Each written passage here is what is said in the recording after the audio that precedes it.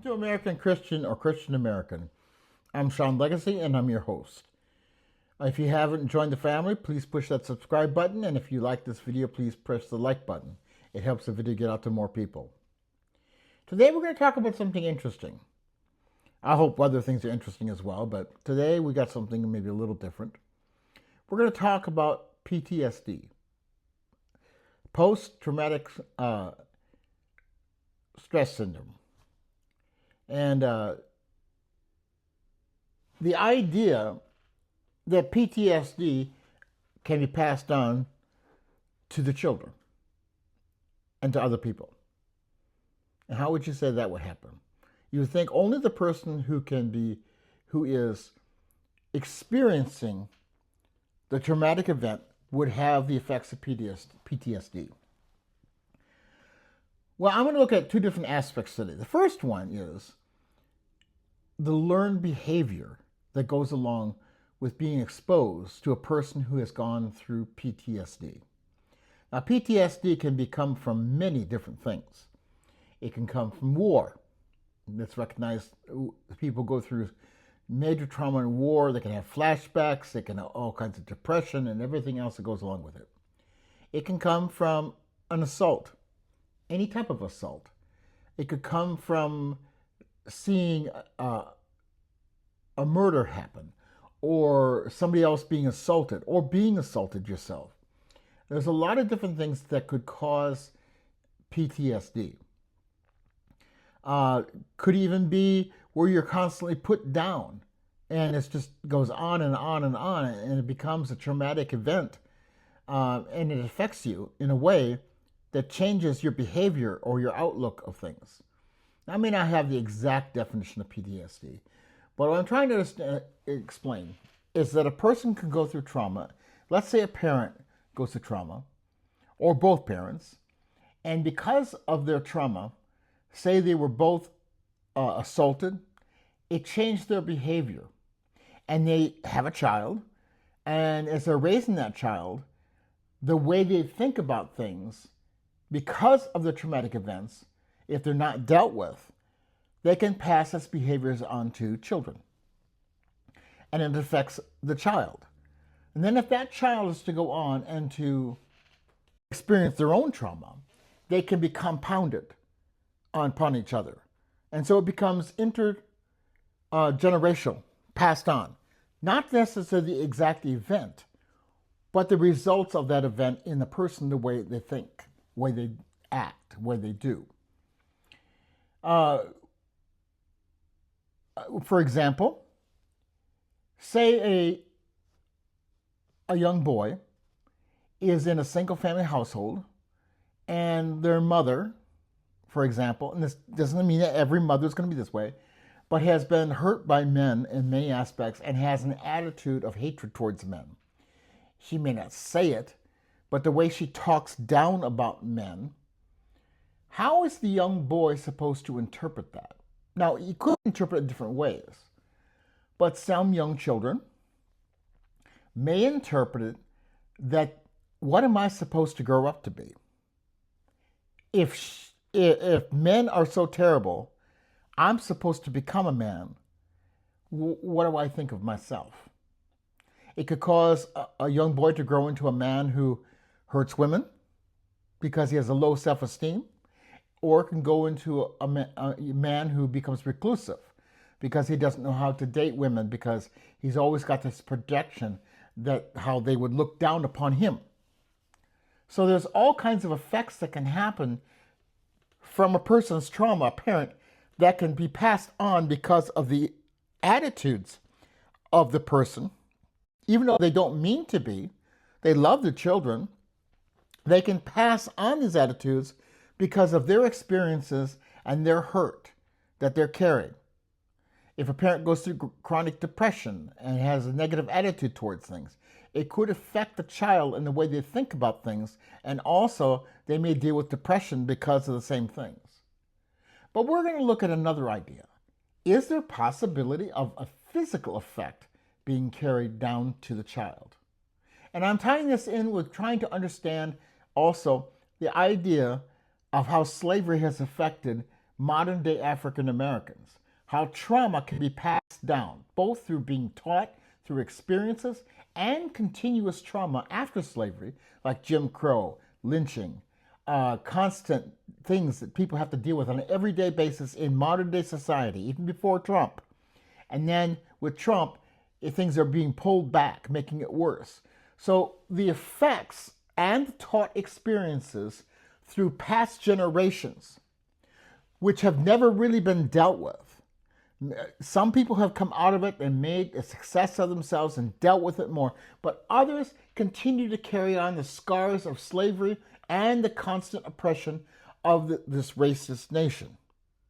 Let's look at this video and then we'll talk some more.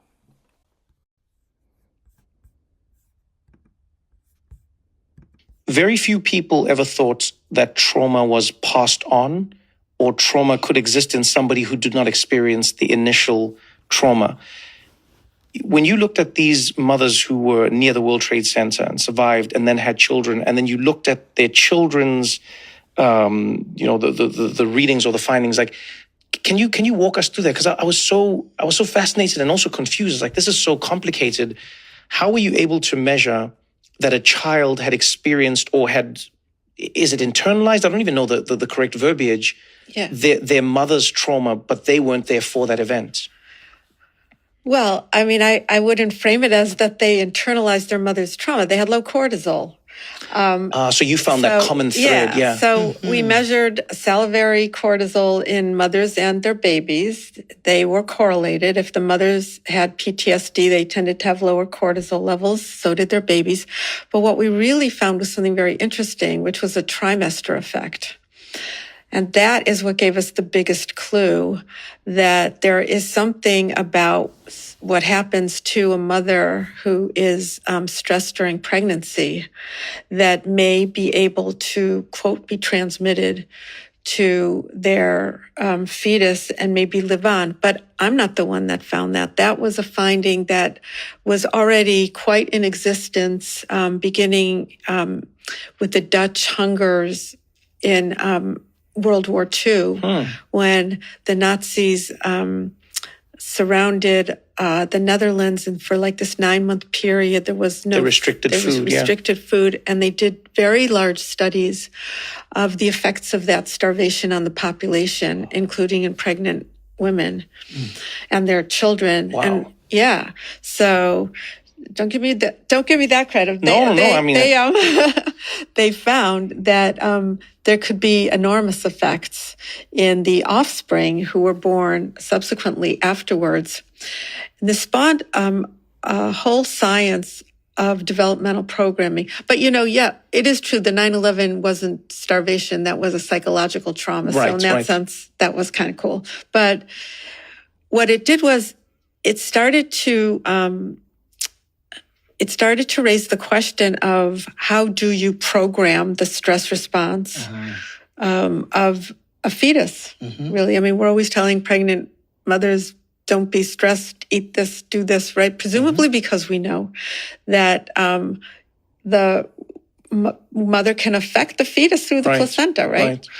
So one of the things so we were kind of mesmerized by the trimester effect, but all that meant was that the exposure to maternal cortisol during the third trimester of pregnancy is very different, because in the first 2 months, the fetus is protected by this chemical maternal shield of an enzyme in the placenta that kind of converts mother's cortisol into an inactive metabolite.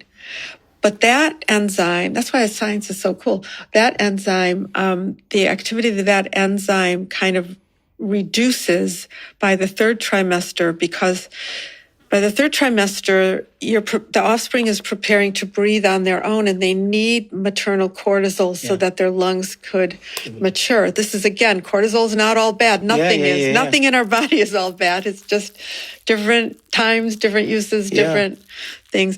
So that is why we probably had a trimester effect, because there were different stress effects in the third trimester. But what that But the reason that finding really resonated with me was because just a few years earlier, we had published a paper showing lower cortisol levels in the adult children of Holocaust survivors if the parent had PTSD, if their parents had PTSD. And so what we were wondering about was, why would their cortisol levels low? Was it because of the parenting behavior, which is what everyone said? Right.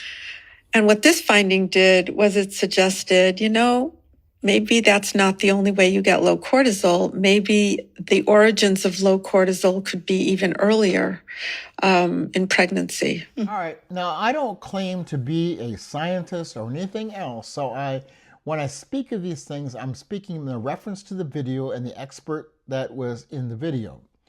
But to understand the idea of cortisol. Now, first of all, understanding cortisol has multiple different functions in the body. It can regulate blood pressure levels. It can regulate stress levels. It can regulate many things in the body. And too high of levels of cortisol can do damage to organs, and too low also has an effect. And there's different types of diseases or syndromes that can be attached to different levels of cortisol.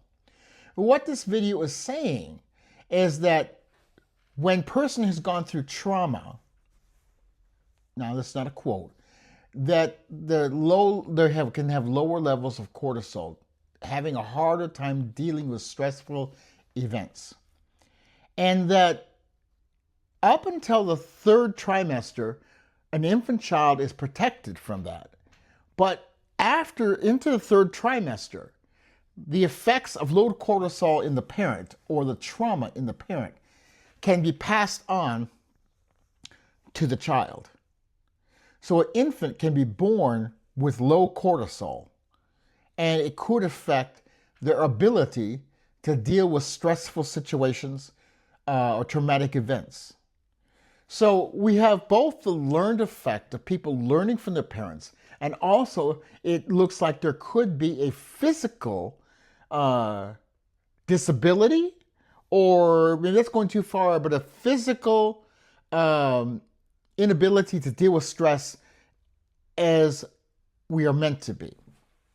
So a person could be more susceptible to depression, could be more susceptible to becoming alcoholics or something else.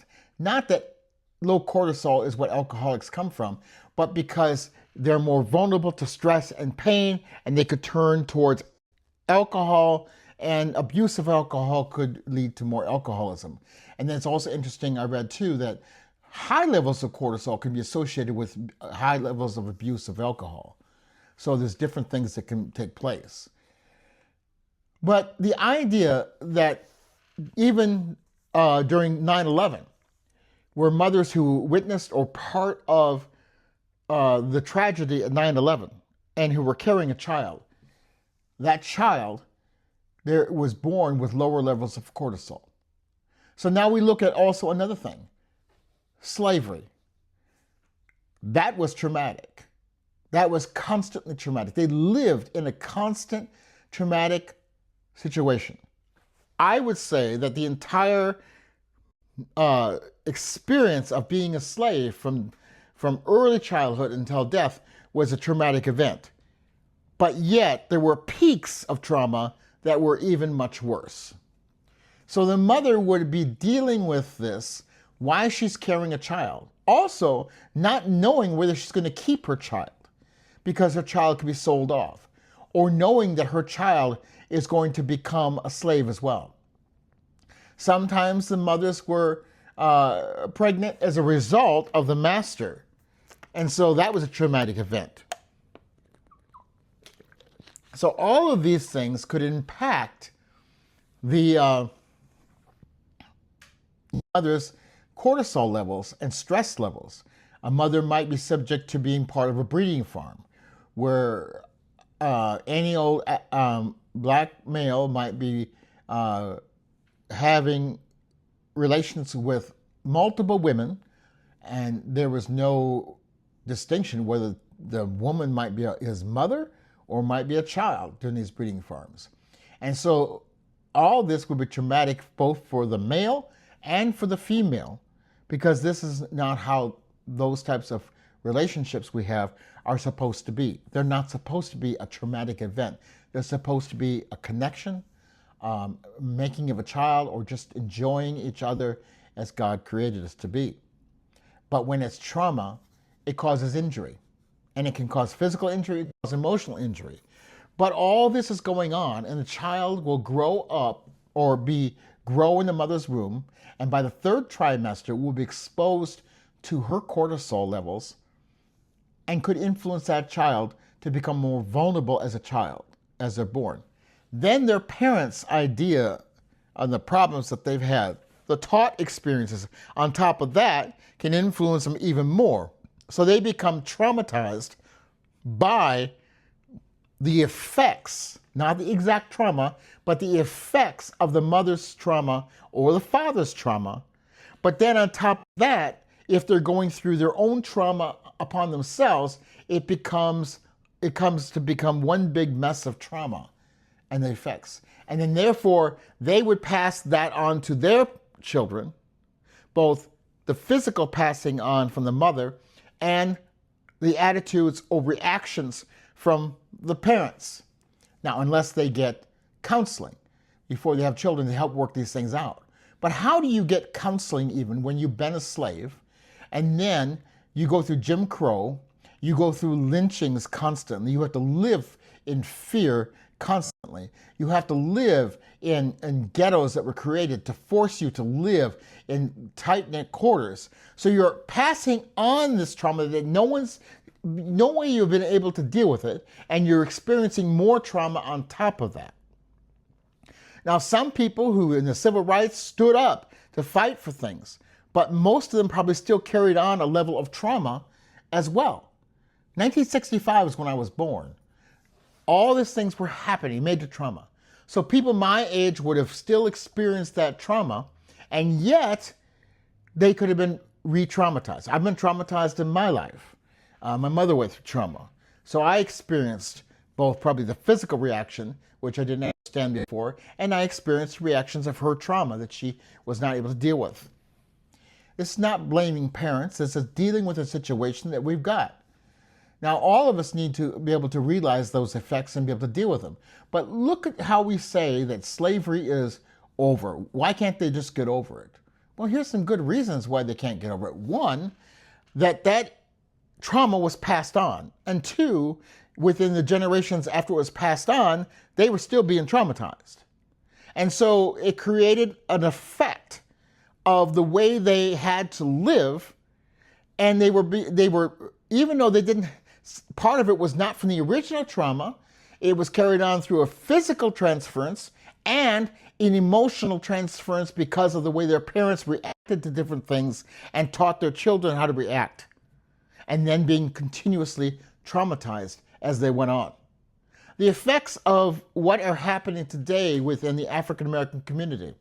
One, there are many success stories, even though the white community will not acknowledge many of those success stories.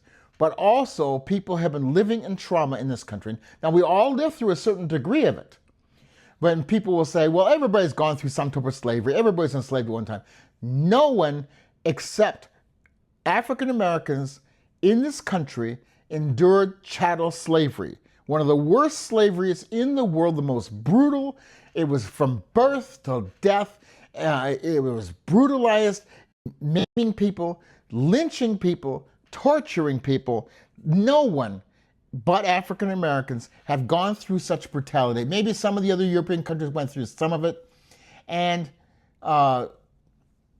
otherwise. But this country has produced some of the worst, most evil slavery in the world. So those effects have been passed down today. More and more people are starting to rise up upon it. But just like Caucasians who've been traumatized and don't realize that they're carrying on a certain amount of baggage that influences life. Yes, we can work through it. We went through counseling. I've been through counseling. But if you don't get counseling, you're carrying something forward. How much more for a group of people who had to deal with the history of slavery and also believe some of the things because they were taught way back today because they haven't broken free from it and it still influences the way they think about things. And if people don't understand their history, they still will carry that history with them. And yet, they are still being traumatized, having to work twice as hard, 10 times as hard just to succeed, and being strapped down with hopelessness because they're constantly kept down. And now we're experiencing a reinsurgence of slavery, Jim Crow 2.0 that we just talked about, where the country is trying to pull things back. Can't you feel tired if you think about it? Think about what people have had to go through. Stop judging people and you don't even understand. You don't even understand what they're dealing with. That would be the same as judging a white person who goes through trauma and you don't understand their trauma and you put them down. People do that all the time too. But it's much, much worse when it comes to somebody who don't look like you and you think that you're better than them. And you say, get over it, because you don't want to hear about it, because you don't care enough to hear about it. Isn't it time that we start caring about each other? Isn't it time that we start doing something different? Isn't it time that we start recognizing the effects of trauma on slavery, through Jim Crow, through lynchings, through all kinds of denial, struggling to get jobs, feeding your family, being put into ghettos, being kept down, and still being discriminated against on a regular basis, and the Trump administration helping to reinforce it, not alone with racist members of Congress, with evangelicals who have been supporting this and have supported segregation throughout the years. Isn't it time that enough is enough and that we start offering healing through all these situations? Now, there will always be some sort of trauma in this country and in the world. Human beings go through it because we make a mess of things. But isn't it time that we start recognizing the effects of slavery and caring enough about people to change it? When you say that there's no reason for them to not succeed today, and this country is constantly against making things worse for people, and then people have to carry a load from generation to generation, you're wrong, and you simply don't care. I'm asking you to care. Hopefully, a few of you out there will begin to care. Until the next time on American Christian or Christian American.